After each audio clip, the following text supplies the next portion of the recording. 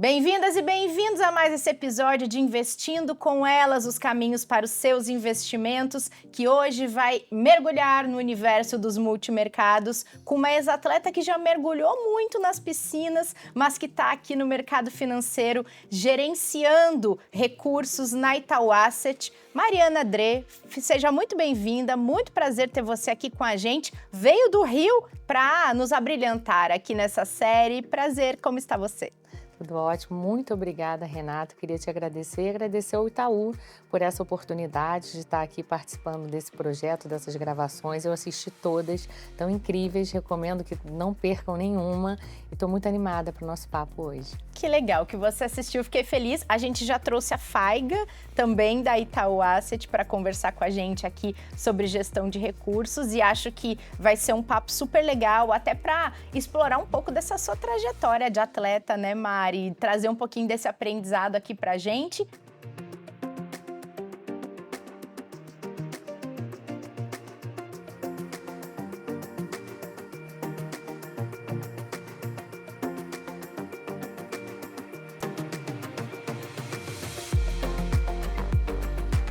E queria começar sabendo um pouco de você.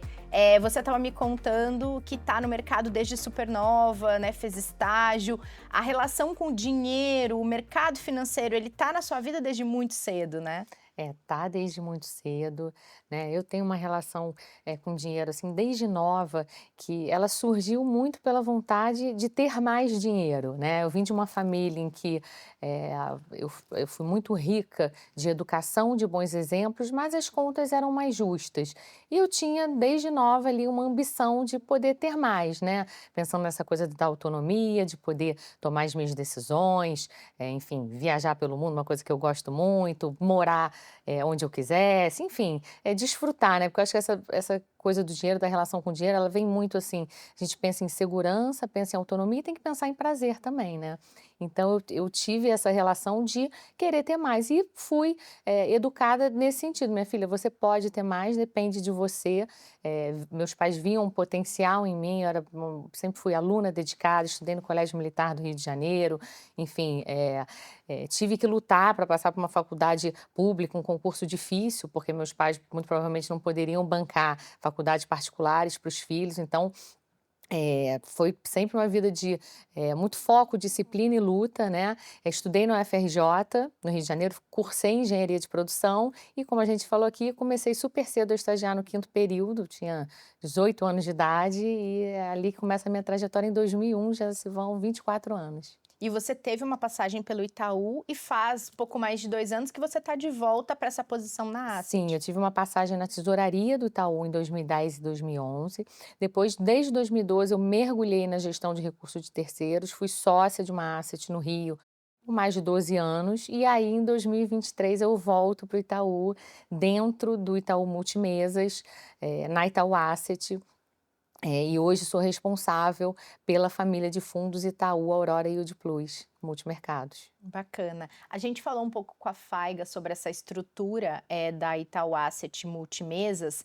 E aí, não vou perder o gancho, Mari, de falar com você sobre multimercados, né? Que grande desafio você tem. A gente observa, acompanhando o mercado, a própria recomendação que o Itaú faz e como o nosso time de análise está sempre muito atento a esse movimento dos ativos, das classes e do comportamento em si. E os multimercados, eles não têm tido aí uma trajetória muito linear nos últimos anos, né? Então, queria saber de você esse desafio adicional de você olhar uma classe que ela teve baixas e que ela tem tido uma recuperação, mas que, de certa maneira, ela é tão importante, tão fundamental para uma carteira de investimento, né? Sim. Em mais de 20 anos de mercado, assim, eu já vivi alguns invernos, né, olhando para essa classe de ativos, né, esse inverno é um pouco mais rigoroso, a gente tem uma conjuntura de fatores que não foi muito favorável para a escolha do investidor para o multimercado, seja o nível dos juros alto, né, todos os produtos incentivados, enfim, talvez um período em que a indústria como um todo não tenha performado muito bem. Mas apesar disso, eu sou uma fã e apaixonada pelo produto, eu acho que é o produto mais completo que o cliente pode ter numa carteira. Vamos imaginar uma carteira de alocação em que o cliente tem uma parte, né, linkado a alguma coisa próxima a CDI, um pedaço é indexado à bolsa, né, produtos de crédito, e o multimercado é o produto que ele descorrelaciona, pode descorrelacionar completamente do resto da sua carteira. E ele pode te dar retornos excessivos ao CDI, tanto num cenário que a gente chama de bullish positivo, em que as coisas estão indo super bem, e também ele pode ser uma proteção para sua carteira se as coisas derem errado. Se, enfim, a inflação volta a subir, né, o dólar anda, é um multimercado que a bolsa cai, é um multimercado que pode ter uma posição vendida na bolsa, que vai ajudar você a proteger a sua carteira. Então, eu acho que tem que ter paciência, acho que o Brasil ainda está evoluindo nisso, o investidor brasileiro, né, aprendendo a alongar o horizonte, ter mais paciência, mas eu acho fundamental a presença do multimercado na carteira E do cliente. como é o seu dia a dia nessa posição, nesse monitoramento, né, também, não só dos ativos que vocês utilizam na composição das carteiras dos fundos, mas também do mercado em si, das tendências, para que caminho as coisas estão indo? Como é que funciona um pouco desse dia a dia? Tá. Assim, na verdade, é um dia a dia em que eu tô 100% do tempo exposta, né, não existe um horário de trabalho específico, olha, aqui acabou, até porque a gente tem mercado, vai dormir, está começando a Ásia, acorda, já começou a Europa, a gente está sujeito a notícias, né, ao longo do dia inteiro, da noite inteira, da madrugada inteira, é um Twitter, de algum presidente, alguma prisão que acontece logo que você acordou, é alguma questão geopolítica, então, é praticamente, a vida inteira ligada nisso, então tem que gostar muito e eu amo o que eu faço, então se você não gosta, não procure tá numa posição dessa. Eh, e é uma rotina, assim, que de manhã a gente tem muito suporte de diversas áreas. A gestão ela não é feita por uma pessoa, é muita gente por trás. Primeiro que a gestão normalmente é um grupo de gestores, e eu gosto de falar que eu acho muito interessante, porque a estrutura é muito horizontal na gestão, né. A gente vive um ambiente de meritocracia de ideias, muito mais do que ligada a uma hierarquia. Então, as melhores ideias, quem está se dedicando, acertando, são as ideias que vão prevalecer e que provavelmente vão virar teses de investimento. E aí a gente tem uma rotina que a gente acorda, a gente tem o apoio do Itaú, tanto nas áreas de suporte, né, a operações, nas áreas comerciais, áreas de suporte a risco e principalmente, que a gente tem muito contato, o time macroeconômico. A interação é constante, todos os dias de manhã eles já enviam para a gente, cobrindo todas as geografias, né, globais, cada economista com a sua área envia todas as notícias que saíram à noite, os dados, que saíram no dia anterior, as falas de presidentes ou diretores de Banco Central que são relevantes, a projeção para os números que vão sair naquele dia, se eventualmente eles por algum motivo estão mudando o cenário base deles ou enxergando novos riscos. Então de manhã a gente já é munido de todas essas informações, né, enfim. E a gente tem as reuniões, todo dia também tem uma reunião específica, uma reunião para falar de economia, inflação, né, atividade no Brasil, política monetária, tem da Europa, tem de Ásia, É assunto que não então, acaba, né? assunto sem fim. Ai, que legal.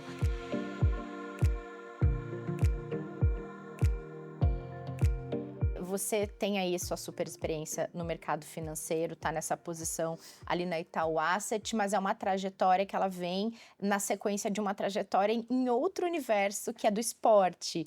Eu queria conhecer um pouco, acho que quem está nos assistindo também, dessa outra fase da sua vida em que você foi atleta e queria entender de que maneira isso também te ensinou e te trouxe, aprendizados que você carrega para a sua vida profissional. Ah, eu diria que é muito importante, né, esse histórico, né, de atleta, assim, por várias razões.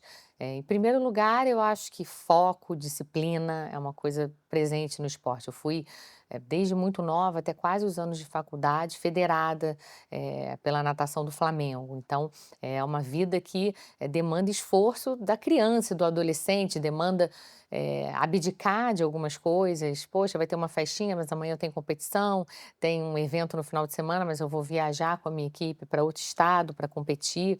Eu me lembro que a gente fazia, treinos longos e muitas vezes dobras. Eu estudava de manhã, eu ia 5 da manhã fazer um treino, depois eu tinha aula e à tarde eu voltava para fazer outro treino. Então, isso daí já acho que cria uma resiliência, né, um foco e disciplina que você carrega para a vida e para a carreira. né. Além disso, a gente não pode deixar de lembrar que o esporte ensina também, aprender a ganhar e a perder, né, e assim, lidar com o sucesso também é muito importante, e lidar com a derrota, como sair de uma situação negativa, né, como se reerguer. E eu tenho uma experiência pessoal interessante nesse sentido, que quando eu comecei a nadar, eu era super campeã, mirim, pequenininha, ganhava muitas medalhas, era aquela expectativa que se cria, né, e depois deixei de ser. Continuava nadando, me esforçando, por alguma razão deixei de ser uma grande campeã e tive que lidar com isso. Isso me causou, né, sentimentos, poxa, talvez de tristeza, ansiedade, e eu tive muito suporte da minha família em como lidar com isso. A vitória, ela, às vezes, não é medida apenas por um resultado absoluto, que seja uma medalha de ouro. Ela pode ser medida por uma superação individual. Você está com medo, você não quer mais porque você não é campeã, mas e se você insistir, buscar prazer naquilo, continuar lutando e abaixar o seu próprio tempo, independente de não ter uma medalha, em buscar um índice para ir para alguma competição, isso também pode ser muito gratificante. E aí eu segui esse caminho e nadei por mais vários anos e guardei isso para mim, eu não tenho dúvida que eu usei muito isso na minha carreira. Que legal. Quando a gente produz conteúdo de investimentos aqui no banco, muitas vezes a gente faz esse paralelo. E é muito interessante observar, todas as habilidades que a pessoa desenvolve praticando esportes, o como isso se relaciona com a forma como ela pode lidar com o dinheiro dela de uma melhor maneira, né. Sim. Essa questão que você traz da resiliência, da paciência, da disciplina, são componentes super importantes para que a pessoa tome decisões melhores com seu dinheiro, mais acertadas e em momentos mais adequados, né. Sim, sem dúvida. Ai, que bacana. E no seu dia a dia, você comentou sobre essa rotina e tudo mais. Você é uma mulher do mercado financeiro e a gente aqui nessa série tem tentado trazer um pouco de inspiração para outras mulheres que querem mergulhar no mercado ou até mesmo para suas próprias carreiras, né. É um mercado masculino, é um mercado muito denso, tem uma pressão muito grande. A função de vocês dentro de gestoras de produtos de investimento também, né, não é diferente do que estar dentro do banco. Tem também essa pressão adicional. Eu queria te ouvir um pouco sobre isso, os desafios que você enfrentou sendo mulher e o que você consegue passar adiante como inspiração para outras mulheres subirem atrás de você também. Ah, legal. Não, na minha época, eu tinha poucas mulheres para me inspirar no mercado, eu tinha poucas mulheres sentadas ao meu lado na mesma sala que eu trabalhava. E evoluímos na direção certa hoje em dia, apesar de ainda ter um longo caminho pela frente, ainda a gente observar um desbalanceamento muito grande, principalmente em funções de liderança, a gente está avançando, né, na presença feminina no mercado. E aí eu acho que assim, eu sempre tento refletir por que isso acontece, né? Eu acho que o mercado financeiro, ele é visto como um ambiente muito competitivo, principalmente antigamente, agressivo, que demanda longas jornadas de trabalho. E se a gente pensar décadas atrás, isso seria incompatível com o que se esperava de uma mulher naquele momento. A mulher tinha que se dedicar à família, à casa. Então, e eu acho que isso explica o porquê, né, desse desbalanceamento grande. E a sociedade evoluiu, né? Então, por exemplo, eu tive 2 filhos, em 2011 e 2013, eles têm a idade super próxima. Eu dividi igualmente com meu marido os cuidados com o filho, a gente é óbvio que tem o parto, a amamentação, mas isso é um período tão pequeno dentro de uma carreira tão longa. Eu tive um apoio, uma rede de apoio da minha família, do meu marido, ele trabalha no mercado financeiro também, com divisões iguais de tarefas. Então é muito legal ver a sociedade, avançando nessa direção. Infelizmente não é uma realidade para a maioria das mulheres, mas eu acho que um programa como esse, uma série de entrevistas em que a gente tem mulheres líderes que possam contar suas histórias e inspirar outras, é essencial, porque no meu tempo, por exemplo, eu tinha uma mulher para me inspirar, que era a Eduarda Larroque. Ela era sócia do banco e a única diretora. Eu achava ela incrível, super técnica, uma postura incrível, e aquilo, eu me lembro que ela foi. Eu trabalhei na área dela, eu comecei em risco de mercado no BBM, então ela foi uma fonte de inspiração. Onde eu quero chegar lá? né? Onde eu quero chegar? Tem mulher lá? Tinha uma. Então, acho que a gente poder hoje mostrar, fazer uma série de entrevistas com praticamente 10 mulheres líderes, eu acho que isso ajuda outras mulheres não só a entrarem no mercado, permanecerem e buscarem muito sucesso e posições altas. Claro. E você vê muita diferença, na presença e no protagonismo da mulher dentro do mercado, de quando você começou e tinha uma referência feminina para hoje? Ah, sem dúvida nenhuma. Hoje em dia já tem diversos, né, outras referências e nomes, isso evoluiu bastante. Eu acho que eh, existe assim, existia, né, uma espécie de preconceito de que por ser um trabalho muito técnico, que exija uma frieza para lidar com risco, isso seria um trabalho mais voltado para o homem. E isso é um estereótipo totalmente infundado, né? Não tem comprovação nenhuma. E com o tempo isso vem se desfazendo e hoje em dia a gente vê muitas mulheres com enorme capacidade técnica, brilhando por aí em posições de destaque, né, no mercado, presença em bancos centrais, a gente tem a Lagarde, né, que é presidente do Banco Super. Central Europeu, tem várias mulheres que eu admiro e conquistaram esse espaço e mostraram que esses preconceitos e premissas não têm fundamento nenhum e mostram a vantagem de você ter essa diversidade, de você ter a mulher também participando igualmente do homem nas diversas funções do mercado. Claro. Você falou sobre questão técnica, qual é a sua trajetória, tecnicamente falando, Tá. e o que que você acha importante, pensando em mulheres no mercado financeiro, pensando também dentro desse desenvolvimento técnico que cada uma busca dentro da sua carreira? Bom, eu tive uma história, assim, como eu falei, de muita luta, né, resiliência. Eu tinha que performar bastante, porque eu ia lutar por uma vaga numa faculdade que era difícil de ingressar, era mais difícil do Rio de Janeiro, engenharia de produção na UFRJ. Então, eu acho que a preparação é muito importante, você sempre estudar, né? Quando eu entrei na faculdade, não consigo contar uma história romântica de que eu já tinha planos de trabalhar no mercado e ser gestora de recursos, não tinha nada disso. Eu era super nova, eu prestei vestibular com 16 anos, então era muito difícil naquele momento eu saber exatamente o que eu ia fazer. Só sabia que eu tinha que me dedicar a estudar e eu queria ir para a área de exatas, porque eu tinha facilidade, gostava mais, né, da matemática, dos números, então falei, eu vou para esse lado. Escolhi engenharia de produção e aí entrei no banco, passei por algumas áreas e comecei na gestão em 2005. E hoje em dia eu acho que é diferente, eu acho que o pessoal novo que está entrando na faculdade tem uma exposição muito maior do que a gente tinha lá atrás. Eu, por exemplo, tenho uma irmã de 19 anos que está cursando economia no Rio. E ela é super boa aluna, dedicada, e ela tem acesso, ela escuta já a reunião do FED, a press conference do Powell, então com 19 anos ela já tem acesso a isso. Eu oriento ela, poxa, vê, o presidente do Banco Central vai falar hoje, assiste, é legal, olha, saiu a ata do Copom, o Copom fez isso nos juros, depois, então ela tem acesso ali pela divulgação de informação, internet, um celular na mão, uma coisa que na minha época não existia, então acho que isso facilita muito para quem está chegando agora, poder desde antes ter mais acesso e escolher o seu caminho. O meu caminho foi, como eu falei, na base de boas escolhas, mas sempre calcado em muita perseverança, resiliência, dedicação e preparação. Legal. Você tocou em 2 assuntos que eu queria trazer para nossa conversa. Vou começar, você falou que quando você entrou no mercado, a carreira era algo que não era da empresa, mas que era sua e você podia construir. Muita gente ainda acha que o plano de carreira é da empresa, e o plano de carreira é nosso, né? A gente movimenta e toma decisões para nossa carreira mirando no lugar que a gente quer chegar ou nas atividades que nos realizam, né, profissionalmente. E aqui a gente sempre conversa, enquanto gestores, dos grupos de gestão, sobre isso para disseminar para as pessoas, para elas terem mais esse olhar de eu vou tentar fazer da minha carreira aquilo que eu quiser, né? E você trouxe esse ponto.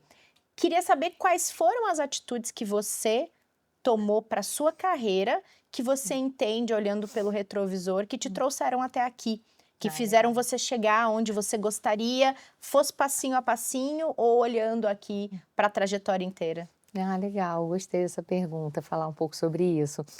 Eu comecei no mercado financeiro como estagiária numa área de risco de mercado. Então eu comecei já a entender ali como é que eram os ativos financeiros, né? Eu tinha acesso às carteiras de investimento, né, da tesouraria, da asset do banco. Então eu já via a posição em dólar comprada, vendida, em juros, e eu já me encantei com isso. Eu falei: "Eu vou seguir por esse caminho, um dia eu vou estar lá". Eu preparava o relatório de risco para o gestor. "Um dia eu vou estar lá e eu vou ser gestora". Então isso eu decidi relativamente rápido, foi o primeiro lugar que eu sentei e eu me apaixonei. E aí, obviamente, a gente define onde a gente quer chegar, mas às vezes a vida te leva por um caminho um pouquinho diferente. E aí eu teve uma mudança na área que eu trabalhava e eu fui chamada para uma outra área, numa área de risco de crédito. Na época o banco tinha uma perna de empresa de risco de crédito pessoal, então eu ia fazer modelagem de crédito para pessoa física. Adorava trabalhar com aquilo, mas eu falava: "Não vou ficar, eu vou tem um período aqui de aprendizado, tá muito legal, mas eu ainda vou voltar para lá". E fiquei nesse caminho por um tempo. E aí, na busca de voltar para o caminho que eu queria, eu mudei de banco, procurei em outro banco grande do Rio uma vaga que voltasse a se aproximar do que eu queria, consegui. Trabalhei lá por um tempo.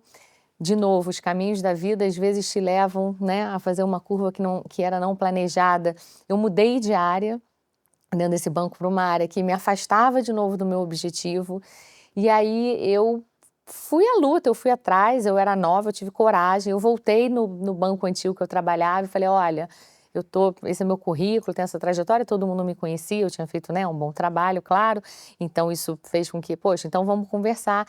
E eu voltei direto em 2005, eu era super nova, né, eu tinha 23 anos, e assim eu comecei. Então eu fui atrás.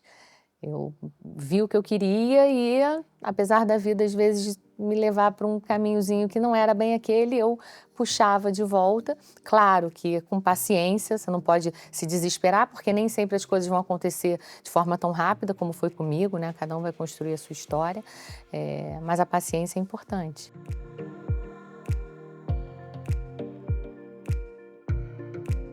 O outro ponto que eu queria abordar que você trouxe, você mencionou que dá dica para sua irmã acompanhar resultados do Copom. Como é que você entende, observa e projeta, de certa maneira, esses movimentos de mercado que a gente está acompanhando aqui no Brasil, principalmente? A gente veio em um ano aí super sequência de altas da taxa de juros. Agora deu uma estagnada de certa maneira, mas não se sabe se essa estagnação segue até o fim do ano, se ela já começa a cair, mas movimentos que tentam ali conter inflação e tudo mais. Na sua atividade, você acompanha, obviamente, você já contou aqui pra gente, mas como é que você está mirando enquanto gestora esses movimentos e se eles são promissores para quando a gente está observando os multimercados? Tá, bom, vamos lá. Na verdade, tudo que eu contei foi um pouco de como é o dia a dia. A gente Sim. tem que estar atento a todas as informações, aos dados, ao que está acontecendo hoje. Mas o mais importante é eu estudar a história ou ter vivido certa história, né? A minha história que começa desde 2001 no mercado. Porque, na verdade, a gente precisa sempre traçar paralelos com situações históricas. Eu tinha uma condição de que os juros era assim, a inflação era assim, como a economia se comportou? O que que o Banco Central fez depois disso? Ah, então agora eu tenho uma situação semelhante àquele momento, então eu posso projetar que os ativos ou o mercado vai se comportar da mesma maneira, o Banco Central nesse momento vai poder cortar ou subir os juros. Então, tem muito a ver com ter vivido e estar sempre relembrando, estudando e traçando um paralelo com o que a gente está vendo hoje. Então, acho isso essencial. E falando um pouco assim, a gente tem uma situação em que o Brasil precisou levar a taxa de juro para o nível de 15%, é um nível historicamente bastante alto, mas por outro lado a gente também, né, desde a pandemia está operando aí com a inflação distante da meta de inflação. E o Brasil é um país que, se a gente tira um pouco o zoom e olha um histórico longo, é um país com memória inflacionária, né, com muita inércia, indexação, então a gente não pode bobear desse lado. E a gente vem vendo que as expectativas de inflação, que são um dos principais componentes do regime de metas de inflação, elas estão super desancoradas, elas estão altas. Ninguém acredita que a inflação vai voltar para a meta do Banco Central. E é uma situação frágil e perigosa. Então, a gente vive um momento muito especial que, recentemente, o comportamento dos ativos tem sido tranquilo ou positivo. Acho que muito por causa do pano de fundo externo. O pano de fundo Sim. externo é importantíssimo. Qual a direção dos juros globais? Qual a direção do dólar globalmente? Esse ano o dólar, grosso modo, perdeu 10% contra as moedas. Teve um movimento de alta de 25% do ouro e de criptomoedas, né? A gente teve grandes movimentos no mercado e esses movimentos externos eles influenciam o pano de fundo. Só que a gente, ano que vem, vai se deparar com uma eleição presidencial e talvez muito menos sobre quem vai ser o presidente eleito, a gente tem que se preocupar com a nossa trajetória fiscal, né? Se esse presidente eleito vai ter um plano e vai conseguir implementar esse plano, porque depende não só, né, das ideias do time econômico, como também da votação no Congresso Nacional. Então, assim, a partir do ano que vem a gente vai ter um momento que a gente vai ter que olhar para dentro e aí pode haver um descolamento do cenário externo, né, do rumo de Brasil do cenário externo, porque a gente vai ter que lembrar que há mais de 10 anos a gente não gera um superávit primário. Desde o regime de metas de inflação, né, a gente tem o tripé câmbio flutuante, regime de metas para a inflação, que tem uma certa assimetria e viés para cima, mas ele está relativamente de pé, e fiscal, né, geração de superávit, uma trajetória fiscal sustentável, e a gente está num momento muito perigoso nesse terceiro pé. E eu acho que isso é que vai determinar se a gente vai conseguir cair essa taxa Selic, que está num nível muito alto, enfim, fomentar a economia volta a crescer de forma saudável, com juros mais baixos, retoma confiança tanto na política monetária como fiscal, ou se a gente, e que eu não acho que dê para descartar, vai por um caminho um pouco mais complicado de ter uma solução inflacionária para a nossa dívida, que está crescendo de forma rápida,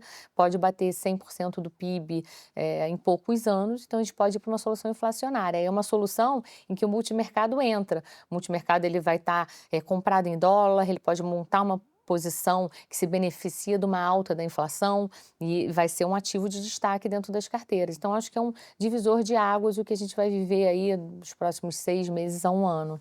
E deve ser interessante quando vocês estão posicionando dentro do produto, o quanto vocês precisam capturar oportunidades em cenários que muitas vezes são positivos e muitas vezes não são.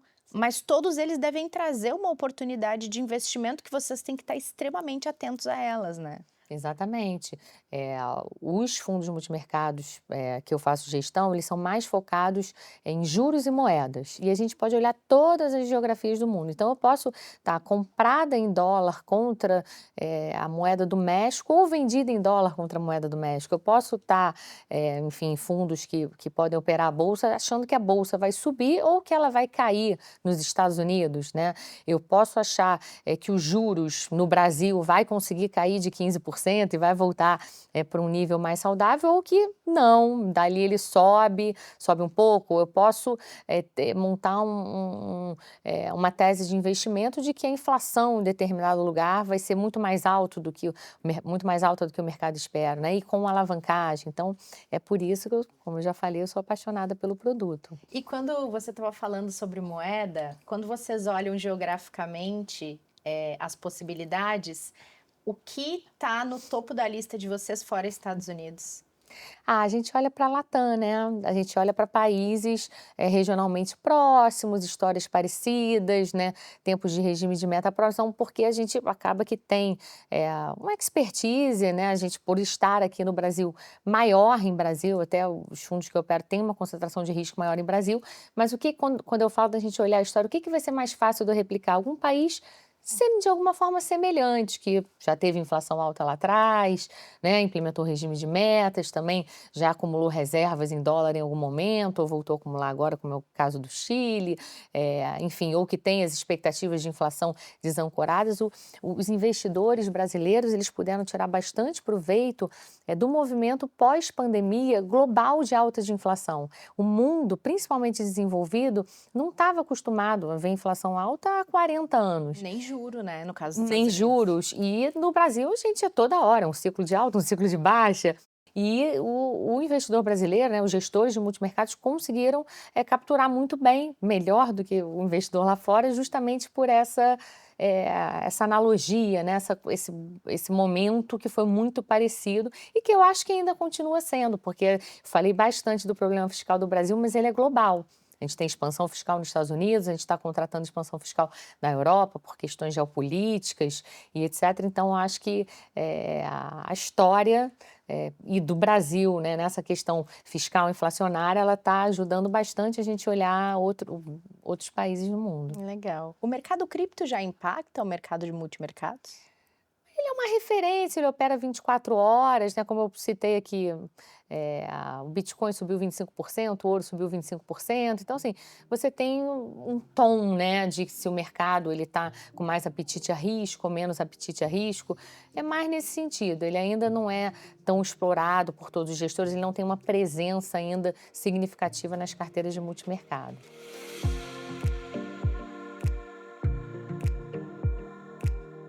Como é Mariana investidora? Mariana gestora a gente já conheceu, e muito legal, assim, você entrar a fundo e detalhar e falar de produto de rotina, porque são coisas que a gente tem pouco contato, né?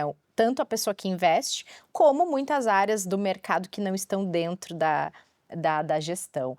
Como você investe o seu dinheiro? Qual é seu perfil? O meu perfil, ele é parecido com o meu perfil gestor, é um perfil, né, com apetite a risco, né, um perfil mais agressivo, mas qual a grande diferença?